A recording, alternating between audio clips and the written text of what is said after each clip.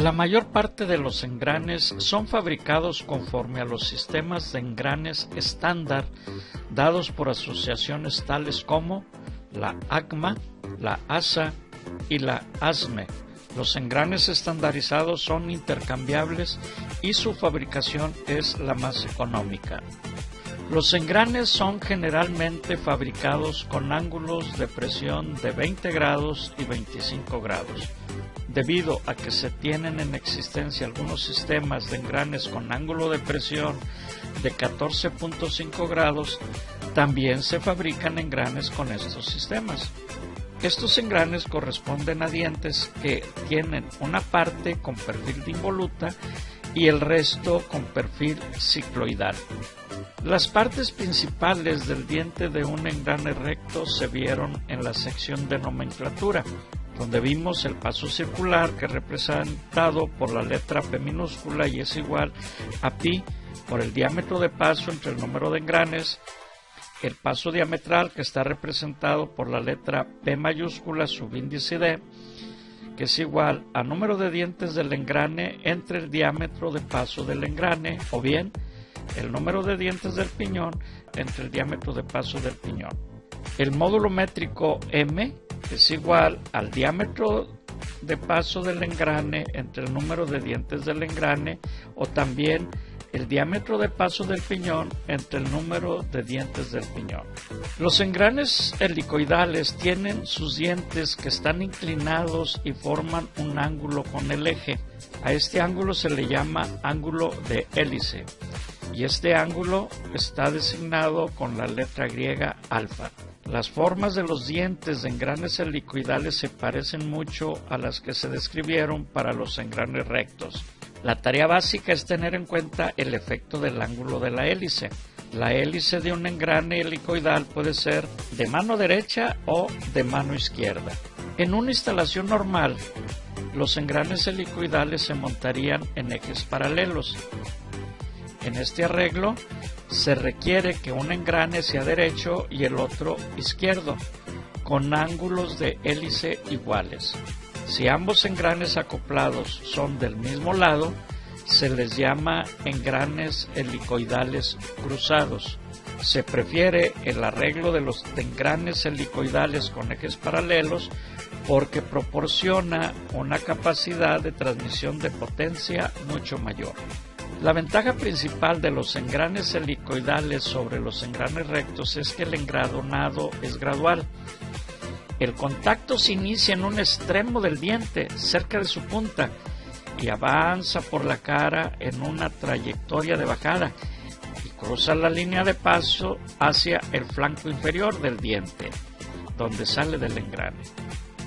Al mismo tiempo, existen otros dientes que se ponen en contacto.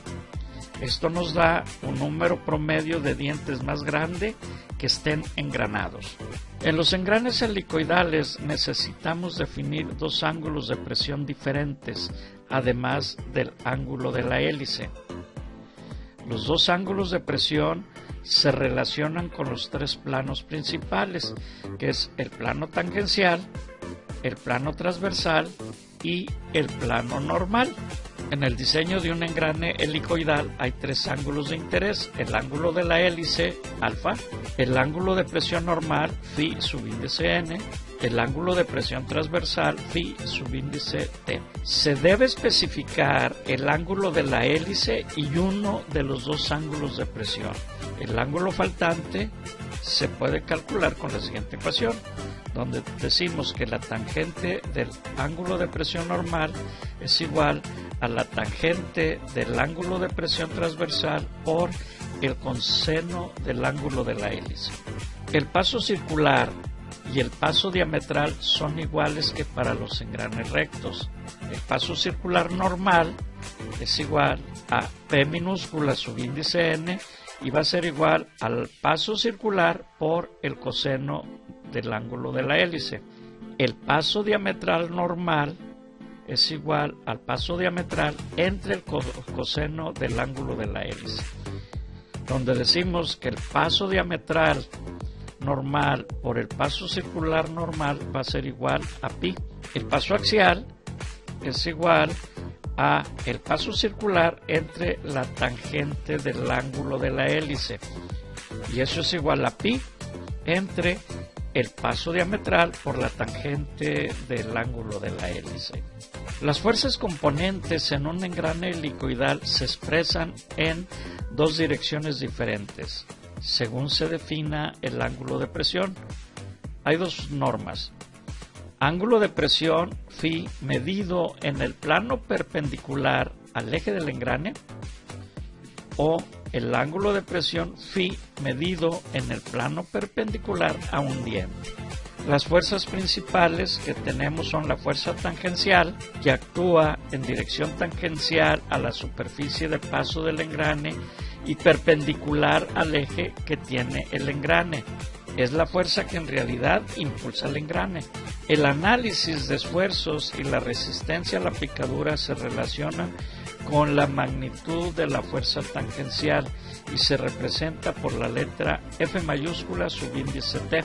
También tenemos la fuerza separadora radial, que actúa hacia el centro del engrane a lo largo de un radio. Tiende a separar las dos ruedas engranadas y se representa como F mayúscula subíndice R.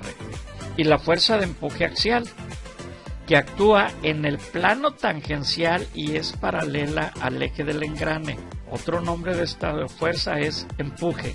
Tiende a empujar al engrane a lo largo del eje. Este empuje se debe contrarrestar por uno de los cojinetes que sostiene al eje, y por ello en general esta fuerza es indeseable y se representa como F mayúscula subíndice A. Las fórmulas que se utilizan para calcular las fuerzas: en los engranes rectos tenemos que la fuerza tangencial es igual al momento tangencial entre el radio, y la fuerza separadora radial es igual a la fuerza tangencial por la tangente del ángulo de presión. En los engranes helicoidales la fuerza tangencial es igual a la fuerza tangencial igual al momento tangencial entre el radio. La fuerza de empuje axial es igual a la fuerza tangencial por la tangente del ángulo de la hélice. Y la fuerza separadora radial, si el ángulo de presión se mide en un ángulo perpendicular al eje, es igual a la fuerza tangencial por la tangente del ángulo de presión. Pero si el ángulo de presión se mide en un ángulo perpendicular a un diente, la fuerza separadora radial va a ser igual a la fuerza tangencial por la tangente del ángulo de presión del diente entre el coseno del ángulo de la hélice. Tenemos también los engranes cónicos, que se aplica para transferir movimiento entre ejes no paralelos, por lo general a 90 grados entre sí, aunque no necesariamente. Los cuatro estilos principales de engranes son engranes de dientes rectos, engranes de dientes en espiral, engranes Herol y engranes hipoides. En el diseño de un engrane cónico de dientes rectos hay dos ángulos de interés: el ángulo de presión normal, que es entre dientes, y el ángulo del cono, que se representa por la letra griega beta. En los engranes cónicos también tenemos la fuerza tangencial, y la fuerza separadora radial tiene dos componentes: la fuerza que actúa a lo largo del eje del piñón, o fuerza de empuje del piñón, representada por F subíndice P, y la fuerza que actúa a lo largo del eje del engrane, o fuerza de empuje del engrane, F mayúscula subíndice G. En el diseño de un engrane cónico de dientes espirales hay tres ángulos de interés: el ángulo de presión normal, el ángulo del cono beta y el ángulo de espiral, que se representa con la letra griega gamma. La fuerza tangencial en los engranes cónicos espirales se representa como Ft. Pero la fuerza separadora radial se debe considerar cuatro casos: piñón con espirales a mano derecha y giro a favor de las manecillas del reloj. Segundo caso, piñón con espirales a mano derecha y giro en contra de las manecillas del reloj.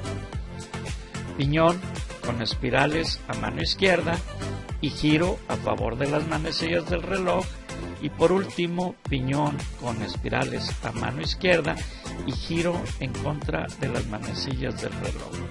Si queremos calcular estas fuerzas, estas serían las ecuaciones que debiéramos usar.